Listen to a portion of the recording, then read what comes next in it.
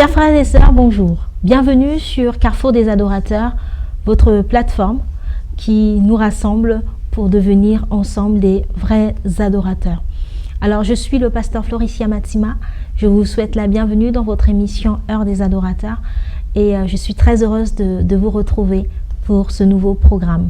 Merci pour tous ceux qui nous suivent au travers du monde. Merci de vous abonner à notre chaîne YouTube. Merci de partager ce que vous entendez ici parce que si vous êtes béni, ça va certainement bénir une autre personne que vous connaissez, que nous ne connaissons pas. Alors faites l'œuvre d'un bon évangéliste. Si vous pouvez peut-être pas prêcher à cette personne, mais lui partager une vidéo, lui partager notre chaîne YouTube peut l'évangéliser à votre place. On vous prête les mots pour parler à cette personne. Alors merci pour tous ceux qui nous écrivent, merci pour tous ceux qui nous contactent, que Dieu vous bénisse pour vos témoignages. Alors aujourd'hui, j'aimerais vous parler d'un thème assez particulier. J'aimerais partager avec vous un peu quelques secrets des vrais adorateurs. Je vais vous partager un secret, ça va vraiment aussi toucher à mon expérience personnelle avec Dieu, parce que nous sommes des adorateurs, nous sommes des adoratrices. Alors c'est important de pouvoir partager avec vous certaines choses que le Seigneur nous a dites, m'a dit à moi, peut-être dans le secret que je pense qui va vous édifier. Alors dans le secret des adorateurs d'aujourd'hui, je vais vous parler d'un thème assez particulier. Dieu te cache pour lui. Dieu te cache pour lui. J'aimerais en fait que tu comprennes que même si tout le monde autour de toi font des choses que Dieu peut permettre, ils vont dans une certaine direction. Tu peux peut-être aimer ce qu'ils font, tu trouves peut-être normal de le faire et peut-être tu vois que dans tes capacités, dans tes aptitudes, toi aussi tu peux le faire. Mais j'aimerais te dire que toi, en tant que vrai adorateur, tu es différent. Il faut que tu comprennes ta différence. Ta différence vient d'où? Parce que aujourd'hui, en tant que vrais adorateurs, Dieu nous a suscités pour servir à la louange de son nom. Ça veut dire tout ce qu'il nous permet de faire, d'entreprendre, de réaliser, c'est d'abord pour sa gloire. Ok, le monde, le système du monde nous prêche, nous prône un système de pensée qui dit que bon voilà, aujourd'hui avec nos propres forces, on peut devenir quelqu'un de grand, on peut se donner un nom. Vous voyez, vous vous rappelez un peu de la tour de Babel? Faisons-nous un nom, ok? On peut, par exemple, utiliser les réseaux sociaux, les YouTube, je vais devenir influenceur. Alors, j'écoute un témoignage d'un influenceur qui t'explique comment est-ce qu'il a démarré. Et toi, tu te dis, ben voilà, je vais me faire un nom. je vais devenir quelqu'un d'important. Pourquoi, si ça marchait pour lui, pourquoi ça ne marcherait pas pour moi? Mais je vais te dire quelque chose. Tu n'es pas comme eux. Eux, ils font ces choses pour leur propre gloire. Mais toi, en tant que vrai adorateur, tu vis pour la gloire de Dieu. Tu as été suscité pour servir à la louange de son nom. Alléluia. Ça veut dire que tout ce que tu fais, que tu manges, que tu bois, que tu te lèves, que tu dormes, que tu tousses, tout doit être pour rendre gloire à Dieu. Pourquoi c'est si important? Parce que sur la terre, Dieu n'a pas d'adresse. Mais l'adresse de Dieu, c'est toi. Lorsque les gens ils cherchent Dieu, il le cherche, il ne le trouve pas. Il n'a pas une adresse postale. Mais l'adresse postale de Dieu sur la terre, c'est toi. Alors, si tu veux vivre ta vie comme tout le monde, comment est-ce qu'on reconnaîtra où Dieu habite? Si tu fais comme eux. C'est pour ça que c'est important de pouvoir accepter ta différence et de pouvoir apprécier ta différence. Parce que tu n'es pas comme tout le monde. Alors, même si tout le monde le fait, Dieu va toujours dire aux vrais adorateurs, ne le fais pas. Tous tes copains, toutes tes copines à l'école, ils mènent une certaine vie, à l'université, ils vont en boîte de nuit, ils font certaines choses. Le jour où toi tu veux essayer, tu te rends compte qu'il y a toujours des catastrophes pour t'empêcher d'y aller. N'y va pas. Dieu ne veut pas que tu ailles. Tu as une destinée différente. Même si tout le monde le fait, à toi Dieu te dit un stop. Ne le fais pas, n'y va pas, stop. Parce que ton type de cœur d'adoratrice est un cœur que Dieu jalouse. est un cœur que Dieu apprécie. Et Dieu ne veut pas que tu te mélanges au monde. Dieu ne veut pas, nous vivons dans le monde, mais nous ne sommes pas du monde. Et ça, tu dois le comprendre pour vraiment enlever parfois une certaine frustration dans ta vie. Vous savez, ce sentiment quand on dit, mais on a l'impression que les autres, ils avancent, mais nous, on n'avance pas. Mais c'est pas ça, ce n'est qu'une impression. Et le diable nous ment avec des illusions. Ok, qu'est-ce qu'il a dit à Jésus? Si tu te prosternes devant moi, je vais te donner ces royaumes et toute la gloire de la terre. Est-ce que Jésus avait besoin de la gloire de la terre? Non, il avait déjà la gloire du ciel. Ok, donc nous en tant que vrais adorateurs, nous avons notre imitateur qui est Jésus-Christ de Nazareth. Lorsque le diable vient nous proposer les royaumes et la gloire de la terre, nous devons dire non. Et pourquoi nous devons dire non? Parce que Dieu nous a déjà suscité pour servir à la louange de son nom. En fait, je suis en train de te dire que c'est automatique que tu sois et que tu vives dans la gloire. Parce que Dieu t'a prédestiné pour ça. Mais maintenant, c'est à toi de pouvoir être à l'écoute de Dieu pour savoir, je veux la gloire, mais c'est pas la gloire qui va être attirée vers moi, mais c'est la gloire qui va être attirée vers Dieu. Il faut que dans tout ce que je fais, lorsque je réussis, lorsque je fais des exploits, qu'on me demande de qui je suis le fils, de qui je suis la fille. Et quand les gens se demandent, mais d'où elle vient? Parce que vous savez, quand un enfant fait des exploits, on demande toujours, mais qui est son père? Qui est sa mère? Qu'on se dise, mais moi j'appartiens à Jésus. Et à ce moment-là, la gloire revient à Dieu. Ce type de personne que le Seigneur n'a pas donné accès à la foule. Vous faites partie de ce type de personne-là. Il vous veut pour lui. Dieu vous veut pour lui. Parce qu'il a des projets de paix et de bonheur pour vous. Dieu vous veut pour lui et vous allez vous sentir parfois dans la solitude. Vous allez vous sentir parfois être coupé du monde. Vous allez parfois vous sentir être différent. Parfois même c'est les gens qui vont vous dire que vous êtes différent, que vous n'êtes pas comme eux. Parfois même certains vont vous dire que bon, vous êtes trop TTS, vous êtes trop spirituel. C'est une manière pour vous de leur répondre que c'est parce que vous êtes éloigné de Dieu. Ok?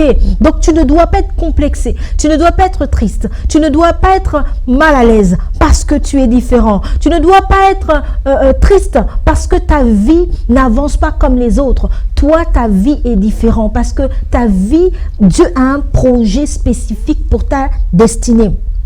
Il y a une différence entre les intimes de Dieu et entre les serviteurs de Dieu.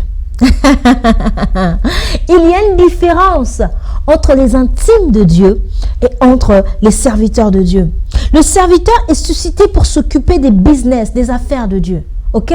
Donc il y a certaines personnes que vous pouvez voir, ok, ils travaillent pour Dieu, ils ont un certain poste, ils ont certains, voilà, ils arrivent à réaliser, à accomplir certaines choses. Ok, eux ce sont des serviteurs. Ok? Et il y a une type de catégorie de personnes dans l'église qui sont les intimes de Dieu. Rappelez-vous de Jésus, il y avait 12 disciples, n'est-ce pas? Et dans les 12 disciples, il y en avait 3 qu'il avait mis à part. Ok? Et dans les 3 qui étaient mis à part, il y en avait un qui est encore mis à part. Et ce un, c'était l'apôtre Jean. L'apôtre Jean avait accès à une intimité de Jésus que Pierre n'avait pas, que Jacques n'avait pas, que les fils de Zébédée n'avaient pas, que André n'avait pas. Vous voyez? Donc ça veut dire qu'on peut être tous des enfants de Dieu. On peut tous, Dieu nous aime de la même manière. Dieu ne fait pas de favoritisme. Mais nous, les vrais adorateurs, nous faisons partie de cette catégorie des intimes de Dieu. Nous sommes des gens. Nous sommes, oui, on peut dire génération Jean. Nous sommes ces gens. Ces personnes que Dieu veut tout près de son cœur. Ces personnes que Dieu veut protéger. Ces personnes que Dieu veut garder de certaines choses. Pourquoi? Parce que Dieu ne veut pas vous faire perdre. Dieu veut pas que vous perdez cette sensibilité, cette naïveté, cette insouciance, ce cœur d'adorateur. Parce que c'est un cœur qui est fou amoureux de Jésus. Et parfois, il y a certaines circonstances, vous allez rencontrer des difficultés qui vont tuer ce cœur-là. Vous allez essayer de faire les choses comme tout le monde, mais pour vous, les effets vont être plus négatifs que chez l'autre. Parce que vous n'avez pas été créé de la même manière, vous n'avez pas été conçu de la même manière. Parce que Dieu nous a créés pour des buts spécifiques. Et en fonction de nos buts, en fonction du mode de comment est-ce qu'il nous a créés, il nous donne à chacun un mode d'emploi différent. Je continue d'avancer. Alors, les intimes de Dieu sont suscités par Dieu pour lui-même.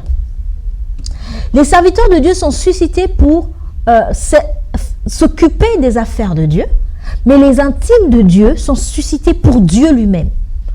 Vous comprenez un peu la différence? Pour qu'il puisse s'occuper de Dieu lui-même.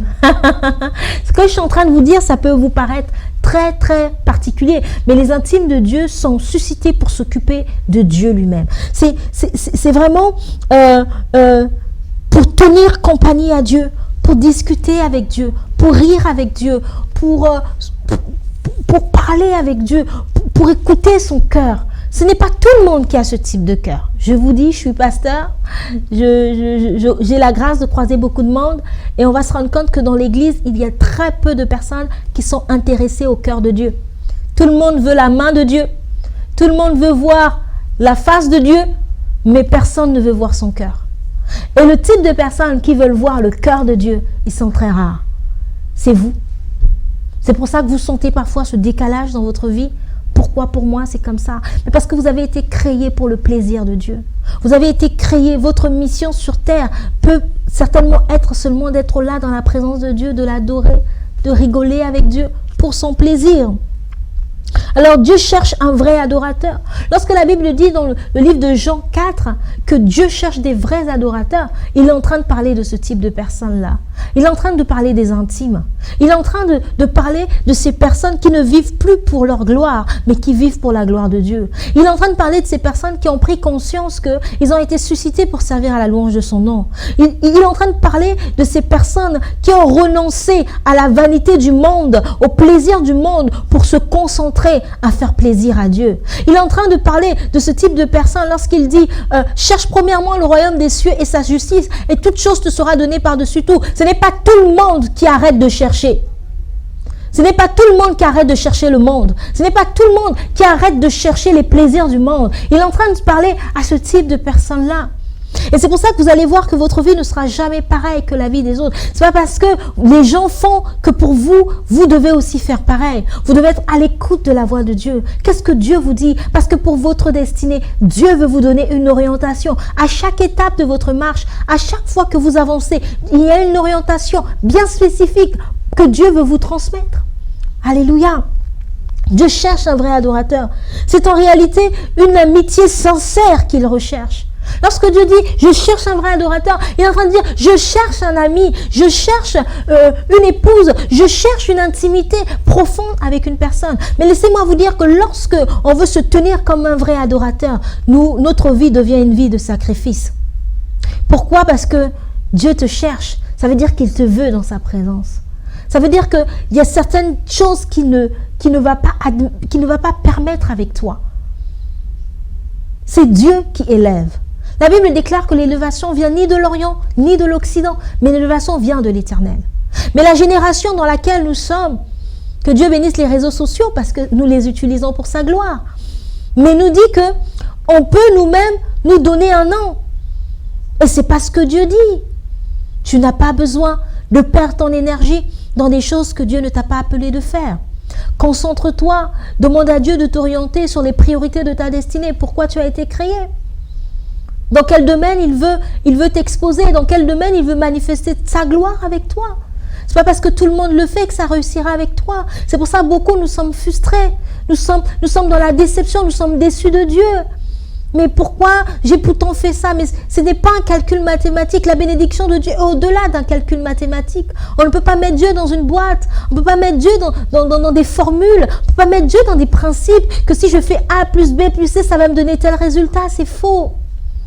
Et en tant que vrai adorateur, tu dois le comprendre, que je vis pour le plaisir de Dieu. Je suis né pour servir à la louange de son nom. Alors tout ce que je dois faire dans ma vie, c'est pour sa gloire. Ce n'est pas pour moi. Je n'ai pas besoin d'être populaire sur la terre. Je veux mieux être populaire au ciel. Parce qu'il y a des personnes qui n'auront pas peut-être besoin de remplir des stades, n'auront pas peut-être rassemblé 1000 personnes, mais au ciel, ils sont célèbres. Au ciel, ils sont connus comme amis de Dieu, comme intimes de Dieu. Et ça, c'est le plus important. Parce que la saison où nous sommes, un jour, je vais vous confier un petit secret. Le Seigneur me parlait. Il me faisait des confidences parce qu'il est un ami pour moi. Il est en train de me dire que je lui posais une question, je lui disais, Seigneur, pourquoi quand on met les affiches guérison, miracle, pourquoi il y a beaucoup de personnes qui y vont. Et quand c'est des programmes, adoration, venons, on va louer le Seigneur, ou quand on prêche les principes bibliques pour nous aider à croître et à grandir dans notre foi, pourquoi il n'y a pas beaucoup de personnes? Et mon cœur s'attristait. Nous étions là en 2010, et je posais cette question au Seigneur. Et le Seigneur me disait, il m'a fait la grâce de me répondre en me disant, lorsqu'on dit guérison, miracle, prospérité, etc., est-ce que ça me concerne moi ou ça concerne les hommes? J'ai dit, ça concerne les hommes. Il dit, ben voilà, c'est pour ça qu'ils sont nombreux. Parce qu'ils viennent dans ces endroits pour eux-mêmes. Leur cœur ne me cherche pas. Ils viennent dans ces endroits pour trouver des solutions pour eux-mêmes. Et ils peuvent se rassembler des milliers et des milliers. Parce qu'ils veulent ma main, mais ils ne cherchent pas mon cœur. Mais il y a une saison qui arrive, me dira le Seigneur, où je vais renverser la balance. Où ça sera rebaché katababa, où ça sera tout simplement des gens qui vont venir dans ma présence, tout simplement pour m'adorer, pour m'élever, pas pour chercher ma main, mais pour chercher mon cœur. Parce que celui qui cherche mon cœur a automatiquement ma main. Celui qui cherche mon cœur, celui qui sait toucher mon cœur, obtient tout de moi. Et c'est à ce moment-là que le Seigneur est en train de m'enseigner comment je devais devenir une vraie adoratrice. Je n'étais pas encore pasteur. Mais le Seigneur est en train de me former, de former mon cœur, de transformer mon cœur, de le tourner vers l'essentiel, de me dire que vraiment, je vis pour son plaisir. Et j'ai commencé à haïr, pas dans le mauvais sens, parce que c'est très bien, on a besoin de guérison, on a besoin de toutes ces choses. Mais on se rassemble là d'abord pour adorer Dieu. On se rassemble d'abord là pour élever son nom. On se rassemble d'abord là pour le glorifier. On se rassemble d'abord là, on le met en premier. God first. Et après le reste, après. C'est pas une escroquerie spirituelle. Je m'approche pas pour escroquer Dieu, pour lui dire je t'aime, mais derrière, Seigneur, donne-moi. Mais je m'approche tout simplement pour lui manifester mon amour, pour lui manifester ma dévotion, pour lui dire combien il est précieux pour moi. Même si, Seigneur, tu ne m'as pas béni, c'est pas grave. Je ne t'aime pas pour la bénédiction. Je t'aime parce que tu m'as déjà béni. À la croix à Golgotha, tu as prouvé ton amour. Tu es ma love story, Seigneur. Je viens vers toi, pas pour ce que tu me donnes, mais pour ce que tu es. C'est une vraie histoire d'amour que Dieu veut que nous puissions développer. Et dans cette histoire d'amour, il n'y a pas d'intérêt. C'est le cœur, c'est un cœur à cœur qui aime Dieu. C'est pour ça que j'aimerais te dire que pour toutes les situations que tu t'attends à Dieu dans ta vie, développe ta love story. Développe cette relation avec Jésus. Et tu vas te rendre compte qu'il va pourvoir à tout ce dont tu as besoin. La Bible déclare dans le livre de Psaume 23, « L'Éternel est mon berger et je ne manquerai de rien. » Moi, j'aimerais dire que l'Éternel est mon amoureux. Et je ne manquerai de rien. Parce qu'un berger, il aime ses brebis. C'est pour ça que la brebis ne manque de rien. Donc si tu deviens l'amoureux de Jésus-Christ, si Jésus-Christ devient ta plus belle histoire d'amour, tu ne manqueras de rien. Ceux qui manquent, c'est parce qu'ils n'ont pas fait de Jésus leur priorité. Mais laissez-moi vous dire ceci, mes chers frères et sœurs.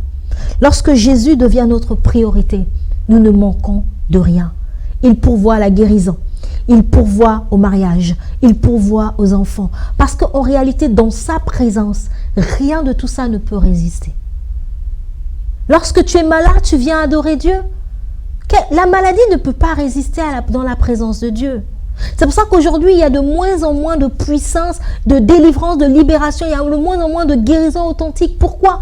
Parce que nous ne venons pas avec ce cœur d'adorateur. Si nous nous approchons de Dieu dans ma maladie, je m'approche de Dieu et je l'adore pour ce qu'il est. Mais lorsque sa présence descend, elle va consumer ma maladie. Lorsque sa présence descend, elle va consumer ma stérilité.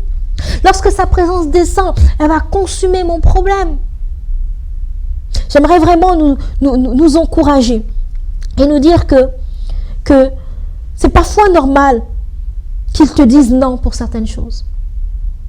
C'est parfois normal que Dieu ne t'autorise pas ou qu'il ferme certaines portes. C'est parce que Dieu te veut pour lui. Dieu veut te conduire dans une dimension d'intimité. Tu n'es pas simplement un serviteur, mais tu es un intime. Tu n'as pas besoin de quémander les choses envers le Seigneur.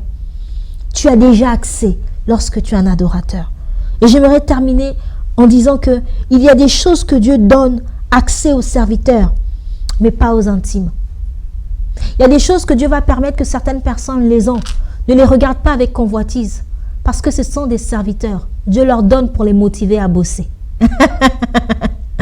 Mais Dieu ne les donne pas aux intimes, parce que les intimes ont droit à un plus grand héritage. Ok? Et le vrai ami, les vrais amis, les vrais amis d'une personne, ils se cachent.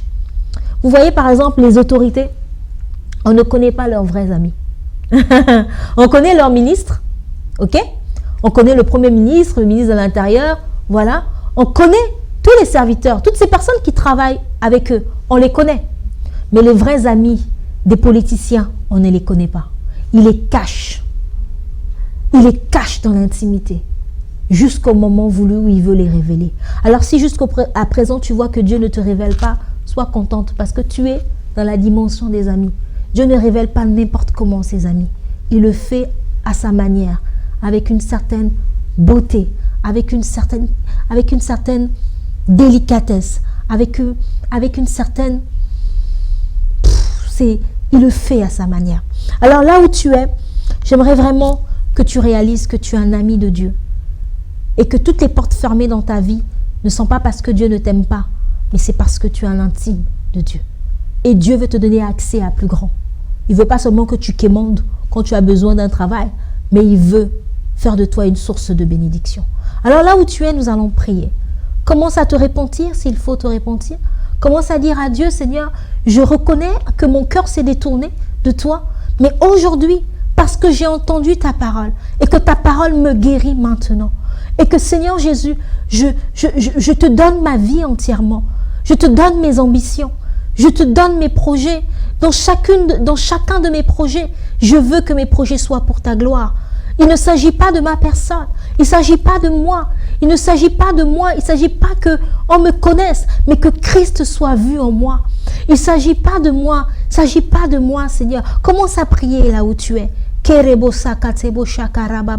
Commence à élever ta voix, commence à parler au Seigneur, commence à dire Seigneur, j'ai compris que je suis ton ami, j'ai compris que tu veux que j'aille dans une dimension beaucoup plus profonde de communion, j'ai compris que tu me veux encore plus près de ton cœur, j'ai compris que tu me veux encore plus près de toi. Commence à prier et pendant que tu es en train de prier, je prie que le Saint-Esprit te touche là où tu es, je prie que le Seigneur puisse venir restaurer ta relation avec lui, je prie que ton intimité avec lui ne soit plus jamais la même. Je prie que l'amour de Dieu descende dans ton cœur par le Saint-Esprit et que le Seigneur t'accorde la grâce de pouvoir être enivré par son amour, que tu sois ivre de lui, ivre de sa présence, que toi tu puisses t'abaisser et que lui puisse croître en toi. Je prie que le Saint-Esprit puisse te donner la force de prier. Je prie que le Saint-Esprit puisse te donner la force de haïr les choses que Dieu est et de aimer ce que Dieu aime. Que le Saint-Esprit te donne la force de pouvoir haïr le monde pour aimer les choses du royaume. Je prie que la puissance de Dieu tombe sur toi et que tout ce qui était faiblesse devienne des forces pour la gloire de Dieu. Je vous salue, que Dieu vous bénisse abondamment. Je vous aime et on se dit très prochainement sur Carrefour des Adorateurs, sur votre chaîne préférée. Que Dieu vous bénisse abondamment. Shalom.